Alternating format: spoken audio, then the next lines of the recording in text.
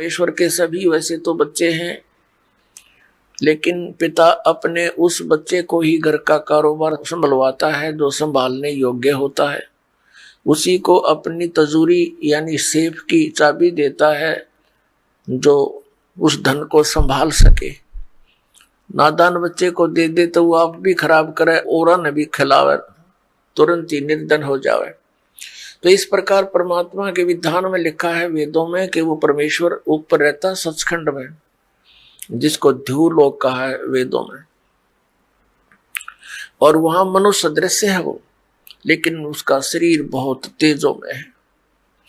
वहां से जब नीचे आता है तो अपने रूप को सरल कर लेता है, हल्का तेज पुंज का बना लेता है, और वहां सह शरीर आता है और नीचे अपनी अच्छी आत्माओं को मिलता है। ये पांचवा वेद वाला ज्ञान उनको सुनाता है।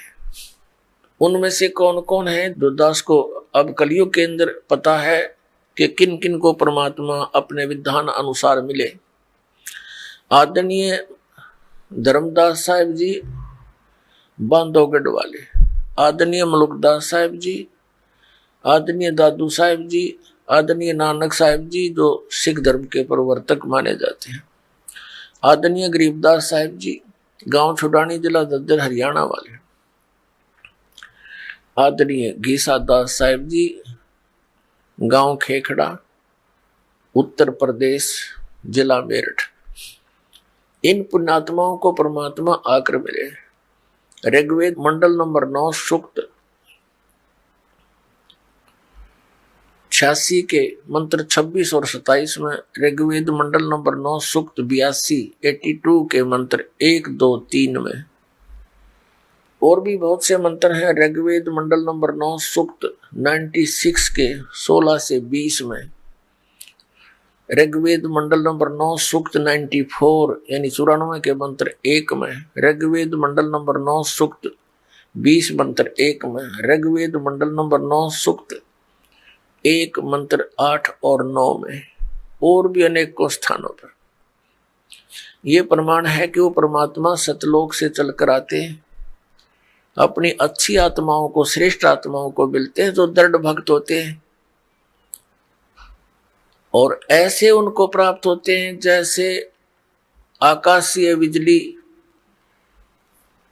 आकाशीय विद्युत अपने स्नेह वाले धातु को ही आधार बनाकर उसके ऊपर गिरती है। जैसे पुराने समय में हमारे सामने एक कांसी धातु होती थी, कांसी, उसके थाली बेले होते थे। वर्षा के दिनों में यदि वो बाहर रह जाते थे, हमारी दादी जी कहती थी हमारी माताओं को कि इन कांसी के बर्तनों को अंदर रखो, इन पर बिजली गिरती है अमूमन।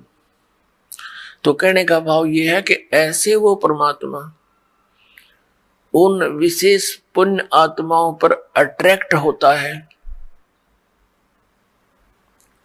किस लिए कि वो मेरा काम कर सकते हैं। बाकी तो बालक है, वो इस धन को खराब कर सकते हैं। इसलिए उन पुण्यात्माओं को इस कलयुग में आकर मिले। वैसे तो परमात्मा अपनी प्यारी आत्माओं को बहुतों को मिले हैं, लेकिन उनको वो धन दिया नहीं। मिले अवश्य हैं कि उनकी दृढ़ता ना पाने से उनको वो धन दिया नहीं जो इन पुण्यात्माओं को दिया। अब प्रसंग है कि हम इस बहुत ही गंदे लोक में रह रहे हैं, और यहाँ का स्वामी है ये काल भगवान ज्योति स्वरूपी निरंजन, जिसको सरपुरुष कहते हैं। और इसके 3 पुत्र हैं, रजगुण ब्रह्मा जी, सतगुण विष्णु जी, तमगुण शिव जी, और दुर्गा इनकी पत्नी है, ब्रह्मा विष्णु महेश की माता है। इस काल भगवान को श्राप लगा हुआ है 1 लाख मानव शरीरधारी प्राणियों का नित आहार करने का। पुण्यात्माओं, हम चतुर्गणे हो गए, एक थोड़ी सी शिक्षा प्राप्त करके छोटी मोटी कोई पोस्ट हमें प्राप्त हो जाती है, और समय पर 2 रोटी ठीक प्राप्त हो रही है, तो हमने भगवान के मार्ग का ज्ञान नहीं रहा और ना इतनी आवश्यकता समझते, और हमने अभी तक जो सुना है वो अज्ञान भर रखा है। और ये तत्व ज्ञान जो प्रारंभ होता है, ये मन ना जाने कितने जो है ऑब्जेक्शन पैदा कर देता है। लेकिन परमात्मा के ज्ञान में इतना वजन है कि इन सब शंकाओं का वो समाधान कर देता है। लेकिन उसके लिए आप जी ने सत्संग सुनना पड़ेगा, चाहे ना चाहते हुए भी सुनना पड़ेगा, चाहे आपकी इच्छा हो चाहे ना हो, ये सुनना पड़ेगा। और फिर देखना आपको कितना अच्छा लगेगा। फिर ये इसका कारण क्या है, पहले उस प्रसंग को सुनाते हैं जो दास सुनाना चाहता है कि हमारे साथ यहाँ सारा कार्य मजबूरी से कराया जा रहा है। शरीर ऐसा दे दिया, हम कर्म करे बिना इसको सुरक्षित रख नहीं सकते। फिर हमने ऐसी परंपराएं बना ली कि हम सारा दिन उन्हीं की पूर्ति में सारा जीवन नष्ट कर देते हैं। बढ़िया मकान हो, पुत्री का विवाह करना पड़ेगा, बहुत घना पैसा लगाना पड़ेगा। ये हमारी भूल और अज्ञानता का कारण है। पुत्र के विवाह में हम दहेज लेते हैं, पुत्री के विवाह में हम देते हैं, तो ये क्या वस्तु है? अज्ञानता का कारण है। हम किसी का धन लेते हैं, हम उसके ऋणी हो गए, और हम देते हैं तो भगवान के दोषी हो गए। तो इसलिए हमने न तो दहेज अब लेना है और ना ही देना है। ये कोई प्रतिबंध नहीं होता। इस तत्व ज्ञान से आप परिचित होकर इससे अपने आप हटोगे। परमात्मा कहते हैं तुमने उस दरगाह का महल नहीं देखा, तुमने उस परमात्मा के स्थान का, उस जहां पर ये हिसाब किताब होता है, उस दरगाह का वो स्थान, वो न्यायालय नहीं देखा यहाँ का, और धर्मराज के तिल तिल का लेखा। तो पुण्यात्मा, जब आप इस तत्व ज्ञान से परिचित हो जाओगे, आपको दूसरे का पैसा विष दिखाई देगा, विष। लेकिन अनजान बालक तो विष को भी खा जाते हैं, भले ही मर जाए, क्योंकि उनको पता ही नहीं है कितना खतरनाक है, कितना डेंजरस है। तो ज्ञान से ही पता होता है। अब इस ज्ञान से आपको ये दास परिपूर्ण करना चाहता है, ताकि आपकी आस्था इस गंदे लोक से हटे और उस सच्चे लोक की तरफ जुड़े, आपकी कसक बन जावे कि हम सचमुच यहां कष्ट उठा रहे हैं। अभी तक विकल्प नहीं पता था। जिन महापुरुषों को परमात्मा आकर मिले, उन्होंने बहुत प्रचार किया, जनता को समझाने की चेष्टा की। जैसे धर्मदास जी ने पहले तो स्वयं ही नहीं माना था, जब परमात्मा का ज्ञान हुआ समर्पित हो गए, फिर अन्य हिंदू समाज ने किसी ने स्वीकार नहीं करी उनकी बात। और पहले वो बहुत अच्छे प्रभाव रखते थे, धनी व्यक्ति थे, बहुत से लोग उससे प्रभावित थे। और जब मालिक के समर्पण हुए, इस तत्व ज्ञान को की चर्चा करने लगे, तो सब उल्टे हट गए। ऐसे ही आदरणीय गरीबदास साहिब जी को परमात्मा मिले, सचखंड लेकर गए, फिर वापस छोड़ा। उन्होंने परमात्मा की महिमा का गुणगान शुरू किया, तो उनको बावड़ा कहने लगे, मेंटल, क्यों तो मेंटल हो गया। तो पुण्यात्मा, ऐसे ही आदरणीय नानक साहिब जी को परमात्मा मिले, सचखंड लेकर गए, 3 दिन तक ऊपर के सब सारी व्यवस्था से परिचित करवाए, अपनी स्थिति से परिचित करवाए और वापस छोड़ दिए। उन्होंने 12 वर्ष तक दूर दूर देश तक बड़े बड़े सिद्धों और महात्माओं के साथ गोष्ठी की, तत्व ज्ञान के बारे में जानकारी देने की चेष्टा की, लेकिन उनके गले वह बात उतरी नहीं। कारण क्या रहा कि हम अशिक्षित थे और हमने उन अज्ञानी ऋषि महर्षियों को पूर्ण मान रखा था। इसलिए हमारे हृदय में उन महापुरुषों की बातें नहीं समाई जो हमारी सिंपल लैंग्वेज में हमें ये अनमोल ज्ञान देना चाहते थे। परमात्मा ने कृपा बख्शी, अपनी लीला अनुसार, अपनी महिमा अनुसार वो सन 1398 में सचखंड से चलकर आए, गति करके एक शिशु रूप धारण किया। लहर तारा नामक तालाब बनारस यानी काशी शहर के बाहर था। मूल शहर से लगभग 3-4 किलोमीटर की दूरी पर एक बनी में बाहर जंगल में वो वन में सरोवर था। गंगा का पानी, गंगा का जल लहरों के द्वारा उछलकर वर्षा के दिनों में जब फुल स्वयं पर चलती थी गंगा, तो ऊपर से लहरों के द्वारा उछलकर घाट में से एक बहुत बड़े सरोवर का रूप धारण कर लेता था। वहां कमल के फूल खिले हुए थे। कमल के फूल पर आकर वो परमात्मा एक बालक रूप धारण करके विराजमान हुए। वहां से एक नीरू नामक जुलाहा उठा कर ले गया। वो अपनी पत्नी सहित स्नान करने के लिए वहां जाया करता था।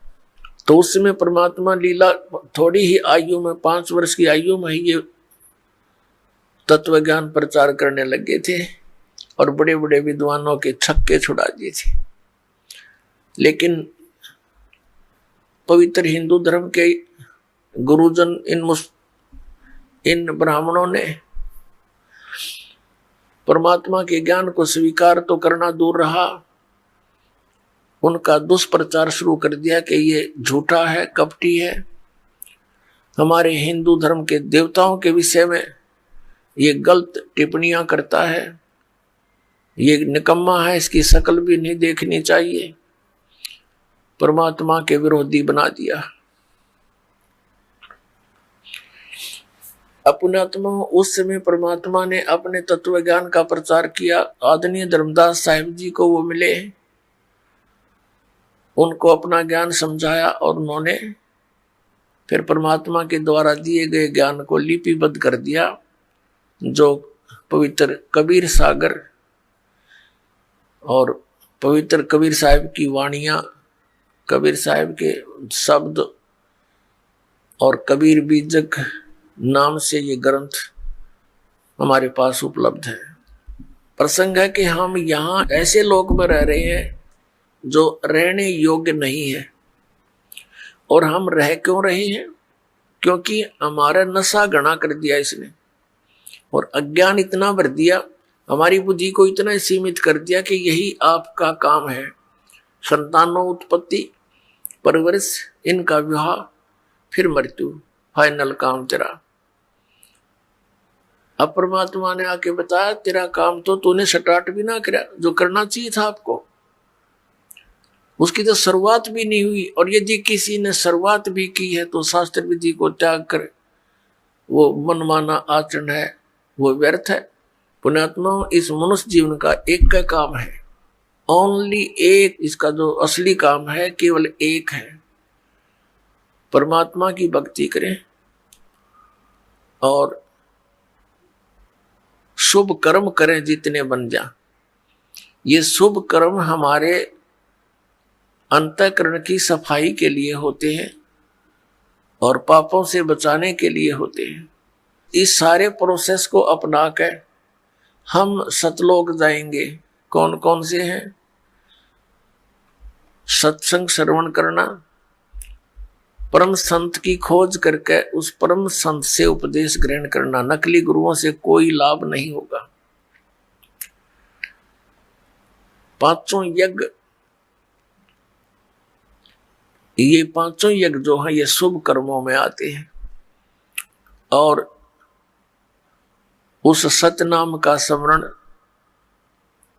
और सार नाम की प्राप्ति, ये मनुष्य जीवन का कर्तव्य है। अपने आत्माओं, सतनाम का सुमरण और सार नाम की प्राप्ति, सार नाम की प्राप्ति के योग्य आपने बनना पड़ेगा। सतनाम जिसको मिलता है वो बहुत ही पुण्यकर्मी प्राणी है, क्योंकि इस सतनाम की अभी तक किसी को हवा भी नहीं लगी थी।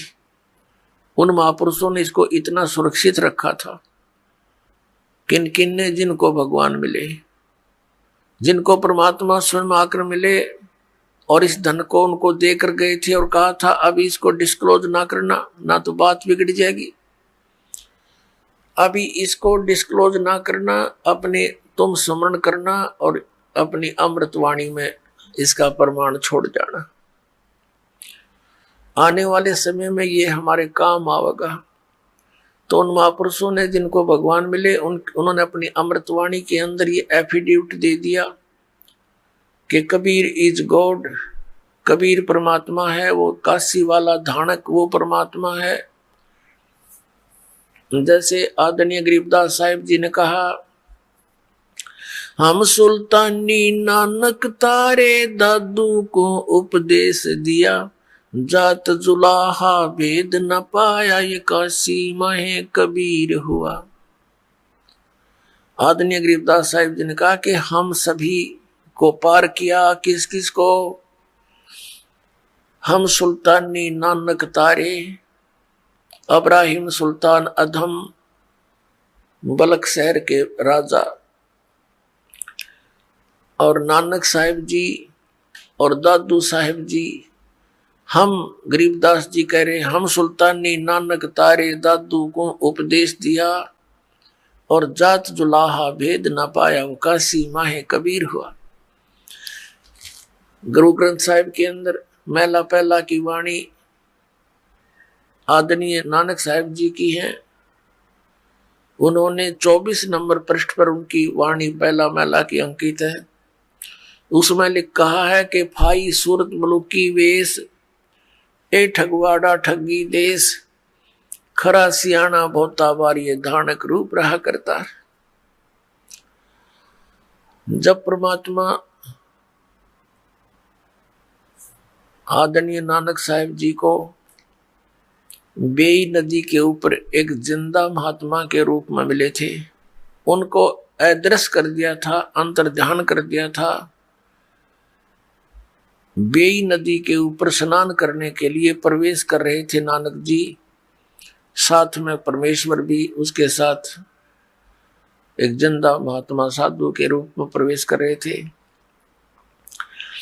कुछ ही देर में क्या देखा कि वो छलांग लगा के जैसे दोनों ही, और फिर दोबारा बाहर नहीं आए। तो नानक साहिब जी को मृत जान लिया गया। बड़ी खोज की गई, जाल डाल डाल कर दरिया को खोजा गया, लेकिन वो तो बहुत दूर जा चुके थे। उनके शरीर को, स्थूल शरीर को परमात्मा ने कहीं छुपा दिया। आत्मा को लेकर सचखंड गए, वहां जाकर देखा कि ये पूर्ण परमात्मा अकाल मूर्त, ये एक तेजो जैसे सतलोक है, ये स्वयं भी प्रकाशित है, पूरा तेजो में है, और उस परमात्मा का शरीर भी तेजो में है। एक रोमकूप में करोड़ सूर्य मिला दे करोड़ चंद्रमा, इतनी रोशनी है उस परमात्मा की। एक रूप में परमात्मा अपने सिंहासन पर विराजमान थे, और दूसरे रूप में नीचे से जिंदा बाबा के रूप में ऊपर जा रहे थे नानक साहिब जी को साथ लेकर। तब नानक साहिब जी ने देखा था कि ये है भगवान, ये है रब, जेड़ा तख्त पे बैठा है, और ये नीचे से बाबा जिंदा जो आया है, कबीर जिंदा, ये कोई यहाँ का नौकर ना करोगा। क्योंकि कबीर साहब जिंदा वाले महात्मा वाले रूप से अपने ही दूसरे रूप पर चंवर कर रहे थे, जैसे सेवक किया करते हैं। कुछ देर में क्या हुआ कि वो तेजो में शरीर सिंहासन पर बैठे थे, मालिक वो खड़े हुए, और नीचे से बाबा जिंदा के रूप में जो परमात्मा गए थे वो सिंहासन पर विराजमान हुए, और वो जिसका तेजो में शरीर है वो परमात्मा का स्वरूप अपने दूसरे रूप पर, जिंदा वाले रूप पर चंवर कर रहा है, नौकर सेवक की तरह। तब नानक साहब सोच ही रहे थे ये क्या, एक महात्मा के ऊपर और परमात्मा चंवर कर रही है। इतना सोचा ही था, वो तेजो में शरीर उस जिंदा वाले शरीर में समा गया, चंवर अपने आप ऊपर घूम रहा है,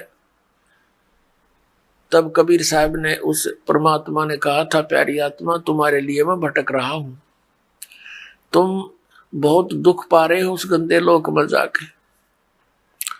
नानक साहब की दृष्टि नीचे को कराई के देख जहां तुम रह रहे हो, ये सतलोक में जाने के बाद ये ऐसा लोक दिखाई देता जैसे कीड़े मकोड़े घूमते हो यहाँ पर।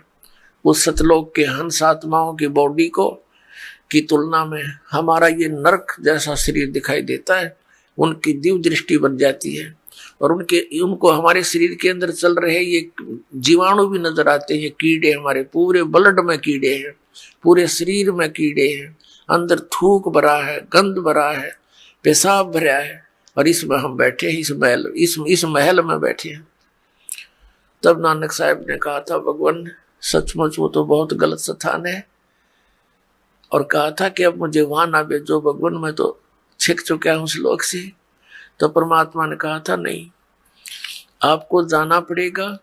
और जब तुम यहां से गए थे सारे बहुत भक्ति युक्त थे, अब वहां तुम भक्तिहीन हो गए, क्योंकि आप वहां पर किराए पर रह रहे हो। ये एक आपका जो है ना यहाँ रेंट है, आपसे यहाँ मजदूरी कराता है, उस परमपिता की भक्ति करवाता है। जैसी भी साधना है, जातुल मार्ग में कुछ पुण्य परमात्मा के विधान द्वारा बताए जाने से मिलते हैं। जैसे वेदों की वाणी पढ़ने से ज्ञान यज्ञ हो जाता है, धर्म यज्ञ इसके साथ भंडारा कर ले उससे हो जाता है। तो इस तरह की क्रियाएं संत बताते हैं, भगत करते रहते हैं, लेकिन उसको ये यहीं समाप्त करवा देता है। स्वर्ग में भेज दिया, कितना राजा बना दिया, उसके ऊपर टैक्स लगा रखा, इतनी कमाई मुझे मिलेगी, जो यहाँ का भगवान है। तो परमात्मा ने कहा था आपको जाना पड़ेगा और वहां सब पुण्यात्माओं को बताओ, आपके भाई बहनों को, कि जिनको तुम पूज रहे हो वो परमात्मा नहीं है, वो मोक्षदायक नहीं है, जहां तुम रह रहे हो ये लोक रहने का नहीं है, और मैं तुम्हारे साथ रहूंगा प्यारी आत्मा, चिंता मत करना। वहां अकेला व्यक्ति संघर्ष नहीं कर सकता जब तक मेरा सहयोग नहीं होगा, क्योंकि वहां काल का भयंकर प्रेशर है। फिर भी प्रार्थना की, भगवान जो आपका आदेश होगा वही दास को मान्य होगा, लेकिन उस लोक में जाने की रुचि कति नहीं। तो परमात्मा ने कहा था कि आपको जाना होगा, और मैं आपको एक ऐसा मंत्र दूंगा, सतनाम, जो 2 अक्षर का। इसकी साधना करने, इसकी भक्ति करने से, सिमरण करने से आप शीघ्र उतने ही चार्ज हो जाओगे जितने यहां से गए थे, और उस भक्ति के बल से तुम वापस आ सकते हो, वैसे नहीं आ सकते। और फिर सार नाम दूंगा, जिसको आदि नाम भी कहते हैं। और फिर ये 3 मंत्र के जाप का आप अभ्यास करना। इसको सुरत और शब्द अभ्यास बोलते हैं, कि जिस नाम का जाप, सतनाम का जाप आपको दिया, उस पर ध्यान रखें सिमरण करते समय। ये आपका सुरत शब्द योग है, सुरत शब्द अभ्यास है। ये कान बंद करके 2.5 घंटे सुबह, 2.5 घंटे शाम की तब एकांत स्थान पर बैठकर ये हठ योग करना। ये शब्द सुरत अभ्यास नहीं है, तो डले ढोना अभ्यास है। ये कोई भक्ति मार्ग नहीं है, कर्म है। फोड़ दिए इन हमारे नकली गुरुओं ने, नकली साधना, गलत साधना बताकर। तब नानक साहब जी से कहा था कि आप जाओ, लेकिन इस सतनाम का अभी किसी को बताना नहीं। और ये सतनाम जो इतना कीमती है, मैं आपको दूंगा। आप बनारस में आना, काशी शहर में, वहां मैं पहुंचा हुआ हूं, मैं वहां प्रचार कर रहा हूं, आप भी मेरा साथ देना और वहां आ जाना बनारस में। आपको सतनाम दूंगा, और गुरु के बिना मोक्ष हो नहीं सकता। जिन ब्राह्मणों से आप शिक्षा ग्रहण कर रहे हो, इन पांडवों से, इनके पास वो ज्ञान है नहीं जो आपको दिखा दिया। ये सचखंड है, सतलोक है। ये देखो तुम्हारे भाई बहन किस प्रकार सुखी हैं, या कैसे घूम रहे हैं, कैसे ठाठ है। सभी वहां की आत्माएं आकर के नानक साहब के चारों तरफ खड़े होगी कि तेरे भाग जागे, आपके भाग जग गए, और आपको भगवान ले आए यहाँ पर, अब भूलना मत, मालिक को याद रखना। सभी आपस में बातें कर रहे हैं।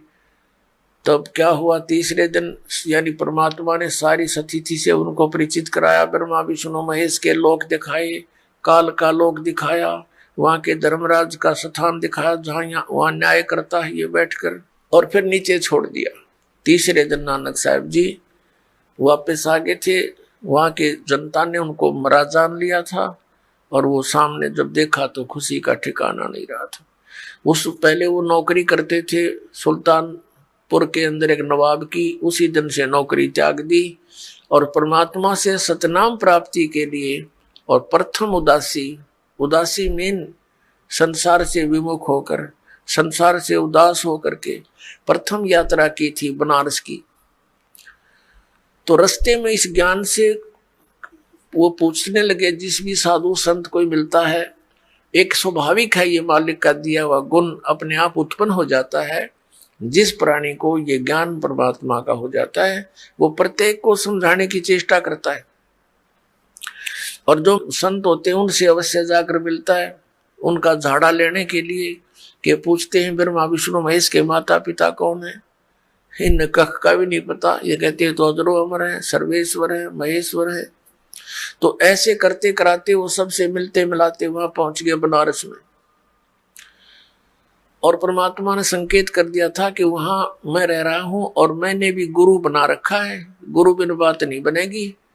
मेरे गुरुजी हैं रामानंद, और वहां मैं धानक का काम करता हूं, जुलाई का।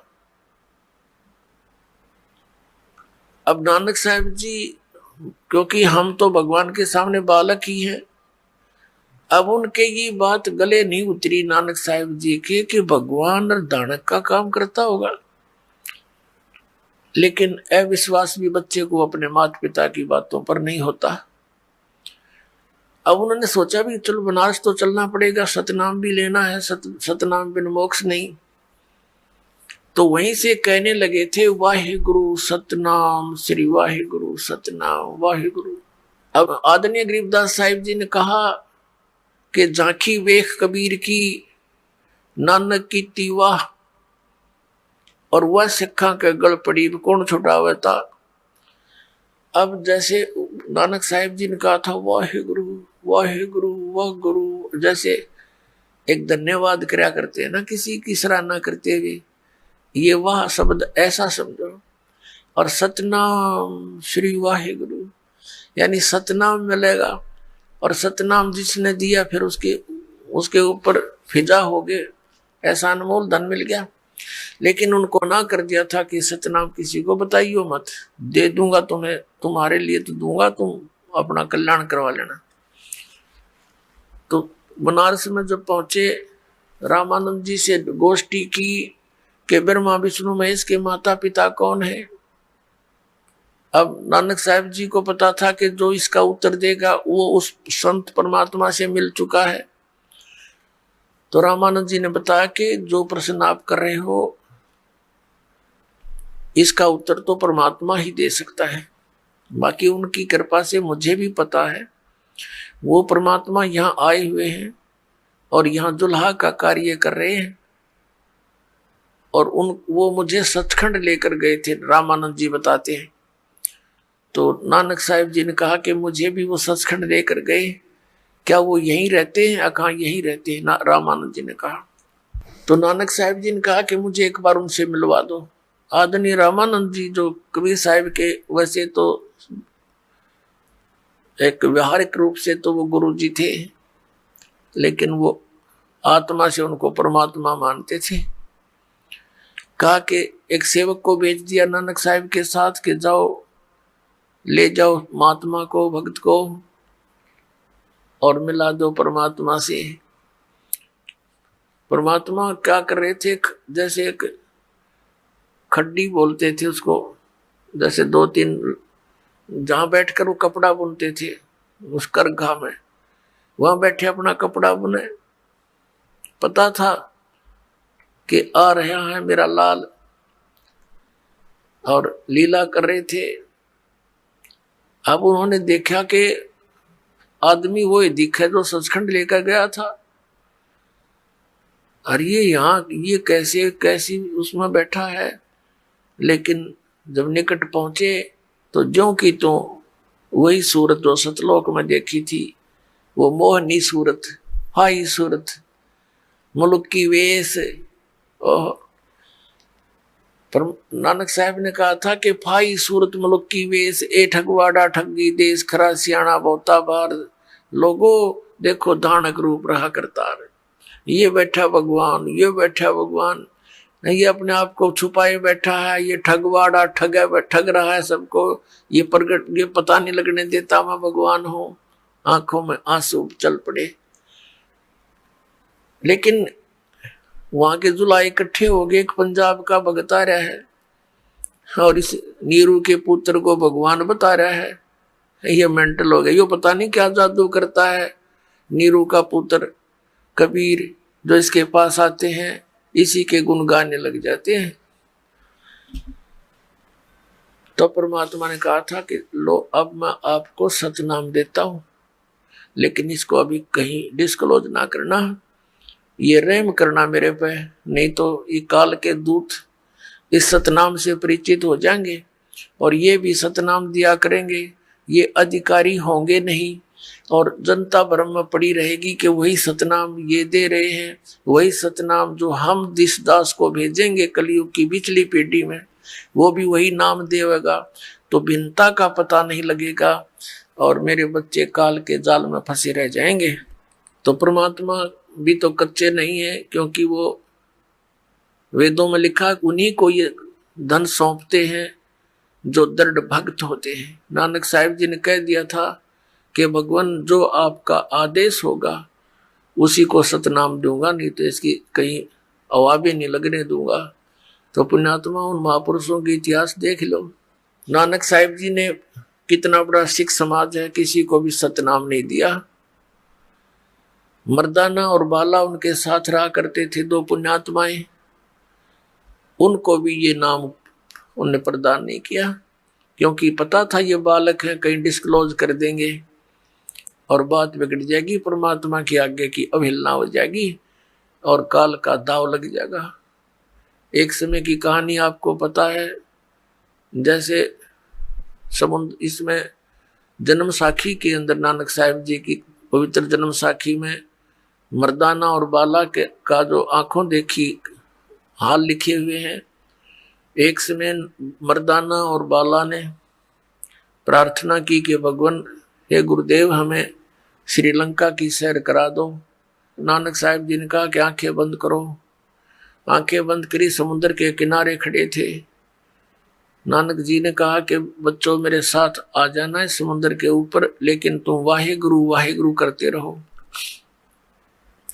नानक साहिब जी चल पड़े सतनाम का जाप करते हुए, 2 अक्षर के सतनाम का। पीछे पीछे मर्दाना और बाला भी जा रहे हैं वाहे गुरु करते हुए। समुद्र पर ऐसे चल रहे हैं जल पर जैसे थल पर चला करते हैं। अब मर्दाना ने सोचा कि गुरुजी तो सतनाम के 2 अक्षर का जाप कर रहे हैं, तो वो भी उनकी सुन, और ये लीला थी मालिक की, नहीं तो ये बोल कर सिमरण करने का नहीं है। ये मंत्र जानबूझ कर बोला उन्होंने बोला, मर्दाना ने नकल कर ली, वो भी बोलने लग गया, तब वो डूबने लग गया समुद्र में। नानक साहिब जी ने कहा कि मर्दाना गुरु की नकल नहीं करा करते, आज्ञा का पालन करो और पुनः तुम वही बोलो, ये छोड़ दो, ये मंत्र मत बोलो। अब वो फिर लगा वाहे गुरु जपने, तो फिर ऐसे ही चल पड़ा समुद्र के ऊपर थल की तरह। अपने आत्माओं, ये कोई वाहे गुरु कहने से समुद्र के ऊपर नहीं तरा, वो तो आदेश शक्ति थी नानक साहिब के वचन की, उससे चल रहे थे वो। अब जैसे पुण्यात्माओं यह लीला देखो परमपिता परमात्मा की, ये कैसे काल के साथ आंख में चौनी खेल कर इस सतनाम को सुरक्षित रखवा गए। अब नानक साहिब जी ने फिर अपनी वाणी में भी इस सतनाम का बहुत बार वर्णन किया, लिखा। एक प्राण संगली नामक ग्रंथ है जो नानक साहिब जी की का विशेष ग्रंथ है, जिसमें बहुत बड़ा भेद, पूरा भेद प्राणों यानी श्वासों के द्वारा सिमरण सतनाम का होता है, 2 अक्षर के का, उसमें बहुत डिटेल लिखी थी। और उन्होंने एक राजा को दे दी थी, एक शिवनाभ नाम का राजा था,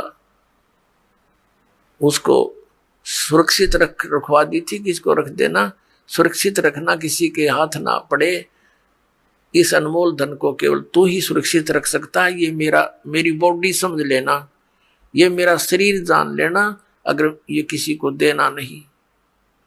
उनका उद्देश्य ये था कि धीरे इसको वहां तक सुरक्षित रखें जब यो कलयुग की बिचली पीढ़ी आवे। फिर क्या हुआ कि 5वें गुरु अर्जन देव जी हुए सिख परंपरा में।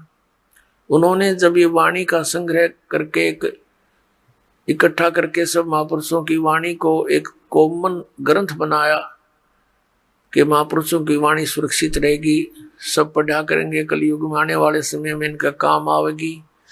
तो उस समय उस प्राण संगली को भी देखा, लेकिन इन वाणियों को संग्रह करते समय एक विशेष ध्यान रखा गया कि कहीं इसके अंदर वो 2 अक्षर का नाम गुरु ग्रंथ साहिब में ना लिखा आ जाए, और आने वाले समय में और सिख लोग इनको पढ़ेंगे और जाप करने लग जाएंगे तो कहीं मर्दाना की तरह ये हानि ना उठा ले, भगवान की आज्ञा का, गुरुदेव की आज्ञा का उल्लंघन ना हो जावे।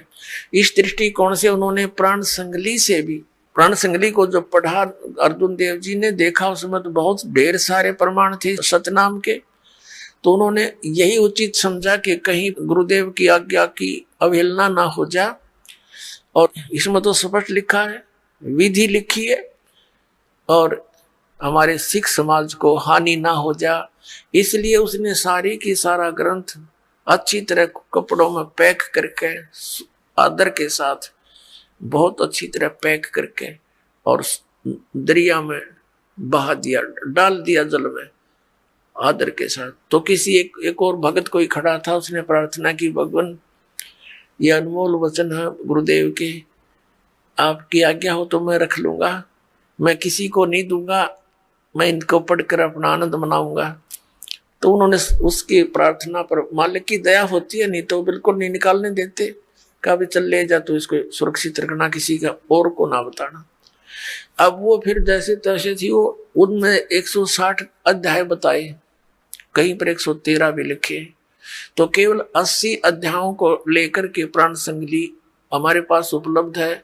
फिर भी 30, 40, 50 अध्याय शेष थे, वो नहीं प्रकाश में आए। कारण क्या था कि उनमें इस सतनाम के 2 अक्षर का विशेष भेद है। तो यहाँ कहने का दास का ये है कि नानक साहिब जी ने वो किस लिए कहा था, क्यों छुपा के रखा, इसलिए मना किया था कि आने वाले समय में कोई इस नाम का जाप ना कर ले, और जाप करेगा तो फिर अन्य को भी पता लगेगा। तो काल के दूत भी, जैसे राधा स्वामी पंथ, सच्चा सौदा पंथ और ये निरंकारी पंथ, ये सारे सिख समाज से ही निकले हैं, और इनके पास ये मंत्र है नहीं। और अगर ये सार्वजनिक होता और उसमें ये सब झटका मालिक नहीं देकर जाते मर्दाना को, तो ये सब इसको कति सरेआम नाम जाप करते। अब इन नकली संतों को ये पता नहीं चला कि ये मंत्र भी होगा जाप का, और स्वयं ये नहीं पता उनकी आंखें कहाँ चली गई थी ज्ञान वाली। नानक साहिब जी स्वयं जाप कर रहे हैं उसका, औरों को मना कर रहे हैं। क्यों? इसलिए कि भगवान का आदेश नहीं था। अब कारण क्या था कि जैसे अब ये भी नहीं कह सकते भी नानक साहिब जी ने हमारे साथ ये क्या किया, हमें ये नाम क्यों नहीं दिया। इसलिए नहीं दिया कि उनको ग्लूकोज लगा गए थे। वह ग्लूकोज जैसे जब तक सर्जन नहीं आता, वो कहीं बाहर गया हुआ हो और कोई इमरजेंसी केस आ जाता है, तो वो टेलीफोन पर उनके दूसरे व्यक्ति संपर्क करते हैं, जी ऐसे ऐसे मरीज है, तो वो बताता है इसके ग्लूकोज लगा दो, एक आधा इंजेक्शन लगा दो और मैं आकर संभाल लूंगा। ग्लूकोज लगाने से ट्रीटमेंट तो नहीं होता, लेकिन शरीर सुरक्षित रह जाता है। तो उन महापुरुषों ने हमें ग्लूकोज लगा दी। किसी को तो बता दिया कि गीता जी का पाठ करो, किसी को बता दिया संतों की वाणी का पाठ करो, भंडारे करो, धर्म करो। ये ग्लूकोज लगा रखे थे और इनसे क्या होता रहा, मनुष्य जीवन कंटिन्यूस आता रहा, लेकिन मोक्ष नहीं हो सकता था इस प्रोसेस से।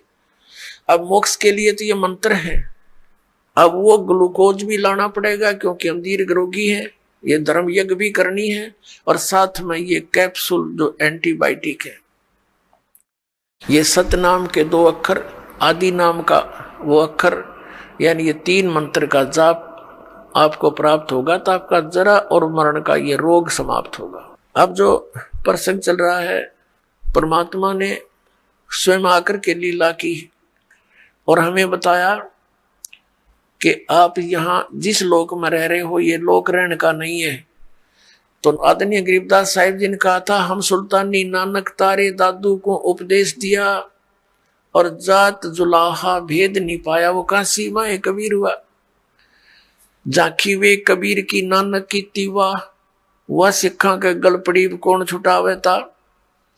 कि सतलोक का नजारा देखा सत कबीर का, परमेश्वर का, सतपुरुष का सतलोक में, तो उसको देखकर जैसे न कहते ना, वाह भाई वाह, ओ हो वाह वाह वाह तेरे की कितना अच्छा है। अब कहते हैं वह सिखा के गल पड़ी कौन छुटावे था। एक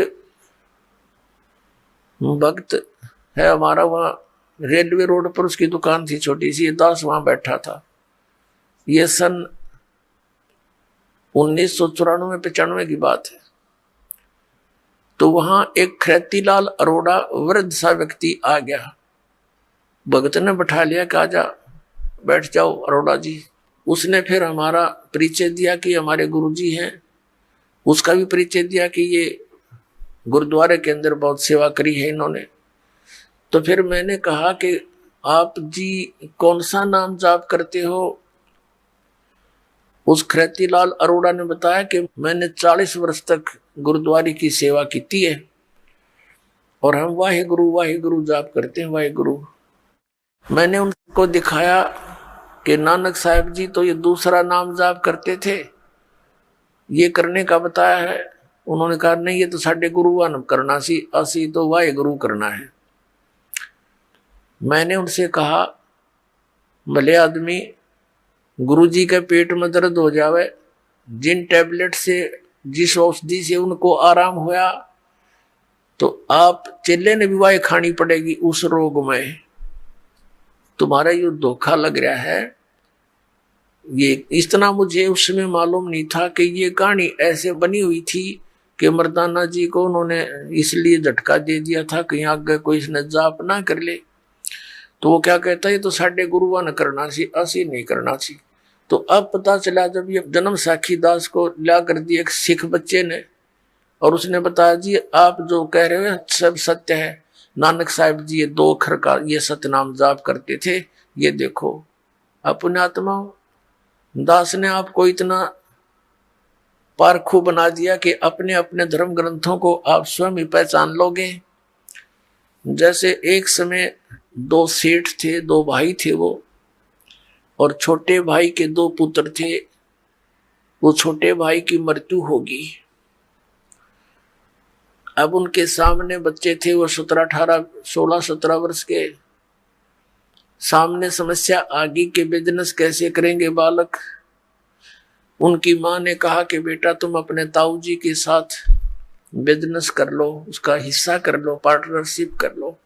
पैसे तो मेरे पास है नहीं बेटा, ये तेरे पिताजी के समय के कुछ लाल रखे हैं, इन लालों को अपने ताऊ जी को दे दो और ये कहीं इनको रख लेंगे, गिरवी रख करके उधार ले लेंगे पैसा।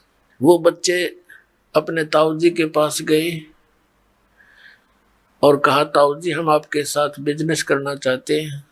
उसने कहा ठीक है बेटा मेरे साथ कर लो। फिर उन बच्चों ने कहा कि मेरी माता कह रही है कि मेरे पास पैसे तो है नहीं, मेरे पिता के समय के कुछ लाल हैं, उनको आप रख लो। यूं कहकर वो लाल सामने रख दिए ताऊ जी के। तो उस सेठ ने देखा, कहा बेटा ठीक है, इनको बांध लो अच्छी तरह, तेरी मम्मी को दे आओ। और कहना उसको सुरक्षित रखे, फिर समय आएगा तब ले लेंगे, आवश्यकता पड़ी, अभी तो मेरा उधार चलता है, चलो मेरे साथ तुम्हारा हिस्सा कर लेता हूं। बच्चों ने सोचा ठीक है भाई, लाल हमारे पास है, पैसे की कमी है ही नहीं। अब उन दोनों पुत्रों को, दोनों बच्चों को, भाई वालों को लेकर अपने उस शहर में गया जहां से वो सामान लाता था। एक 50,000 का सामान खरीद लिया, लाला जी से सौदा कर लिया और उसको बोल दिया कि मैं बच्चों के हाथ अभी आपके पास लाल भेजता हूं, उनको गिरवी रख लेना। वो सेठ अपने लाल लिए हुआ था अलग से, और वहां धर्मशाला में रुके हुए थे उसी शहर में। दोनों बच्चों से कहा बेटा जाओ उस सेठ को ये लाल दे आओ जिससे हमने 50,000 के सौदे की बात की है। अच्छा ताऊ जी। वो दोनों बच्चे वो लाल लेकर सेठ के पास गए और कहा सेठ जी लो ये लाल रख लो, हम ये आपके 50,000 रुपये दे जाएंगे, अपना लाल वापस ले जाएंगे। सेठ ने एक जौहरी बुलाया पारखू, उससे कहा कि भी देखना ये लाल असली है या नकली। अब उस जौहरी ने बताया कि ये तो लालड़ी है, लाल नहीं है। लाल तो होता 9 लाख रुपए का उस समय, और लालड़ी को नहीं 200 रुपए की भी, यानी डुप्लीकेट लाल समझो। सेठ ने फेंक कर मारी गली में और कहा कि तेरे ताऊ जी अब इतने धोखेबाज हो गए, हमारे साथ धोखा करने आए थे, मैं कभी मना किया उसको, उधार भी वैसे भी ले जाता था, ये लालड़ी ये मुझे धोखा देने की क्या जरूरत थी, क्या बेईमान आ गया तेरे ताऊ में, ऐसा आदमी तो नहीं दिखा था। अब बच्चे सहम गए, घबरा गए और उस लाल को उठाकर ताऊ जी के पास आए और कहने लगे ताऊ जी वो सेठ तो बड़ा निकम्मा आदमी है, हमारे लाल को गली में फेंक दिया, उसने एक व्यक्ति बुलाया, उसने उसको नकली बता दिया, लालड़ी बताई और उसने बाहर फेंक दिया। और कहने लगा तेरे ताऊ जी ऐसे आदमी तो नहीं दिखे थे, धोखेबाज, आज कैसे नीयत खराब होगी उनकी, हैं लालड़ी दे दी, धोखा करे मेरे साथ। तब उस ताऊ जी ने कहा उस सेठ ने कि बेटा सचमुच ये तो लालड़ी है, ले अरे धोखा लग गया बेटा, लाल तो ये दूसरी जेब में था, ले ये देखा उनको, देख रहे भाई कितना अंतर दोनों में, हाँ है ना फर्क, कहा जी इसको तो बहुत अंतर है, ले ये देख आओ। अब वो उस लाल को लेकर चले सेठ के पास, पुनः आए कि सेठ जी ये देखो कैसा है। उसने फिर जोरी बुलवाया, उसने आते बता दिया हाँ ये है लाल, ओके है। तो तब उस सेठ ने कहा देख जिससे उधार ली थी, देख देख बच्चों तुम्हें आंखें हो तो ऐसा होता है लाल। अब कहने का भाव था कि फिर वो बच्चे आए वापस, उस ताऊ जी ने तो उन बच्चों को लाल और लालड़ी की परख करानी थी, दोनों बराबर दरके। सारी बात यह थी, सेठ जी अपने बच्चों को लेकर, भाई वालों को सामान लेकर के वापस आ गया जहाज से।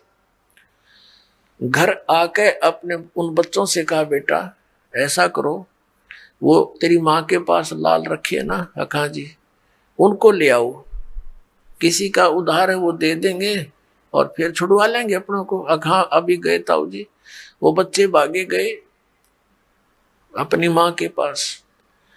माँ ने कहा आगे बेटा, आगे माता जी, अका जो रोटी खाओ भोजन पाओ। बच्चे कहने लगे रोटी पात पीछे खाएंगे, पहले वो लाल दे माँ, जरूरत पड़ेगी ताऊ जी ने उनकी। अगले बेटा नो के नो रखे, सुरक्षित उठा कर दे दी पोटड़ी माँ ने।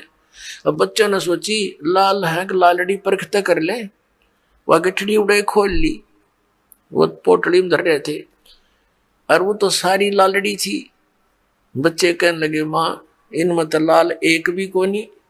तो माता जी कहने लगी बेटा मुझे तो पता नहीं, मैंने तेनों सोचा तेरे पिताजी के समय के रखे हैं वो कहीं लाल होंगे। अगर नहीं ये तो लालड़ी है, लाल तो 9 लाख रुपए का होता है, और यह तो 200 रुपये की भी कोई नहीं। माँ वो उड़े पटक दी ठाके, तो भी बड़ी बोली है। तो बच्चे दोनों वापस आए, और कहने लगे ताऊ जी मेरी माँ है ना भोली भाली है, बिल्कुल उसको पता को नहीं। और ताऊ जी वह लाल को नहीं, वो तो लालड़ी थी, सारी की सारी लालड़ी है, एक भी लाल नहीं उनमें तो।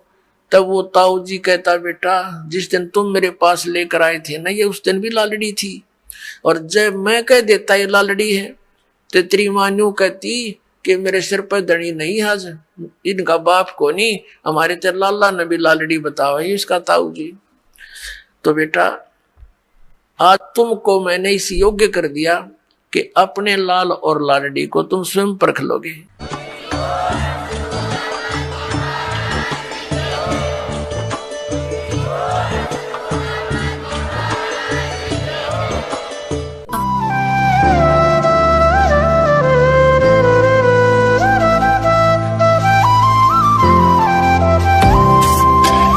सत सोही।